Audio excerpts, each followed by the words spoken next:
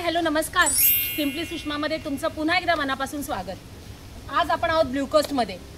माझं blue coast म्हणजे हा माझा हिरवा हिरवा निसर्ग, त्याच्यानंतर माझे पांढरे शुभ्र टेंट आणि ब्ल्यू कोस्टची खासियत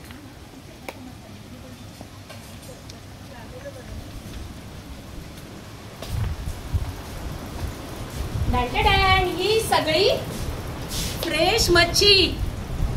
हे बघत असाल सुरमई, मी आता उचलूनच दाखवते. ही बघा. त्याच्यानंतर हे क्रॅब, प्रॉन्स आणि बांगडे.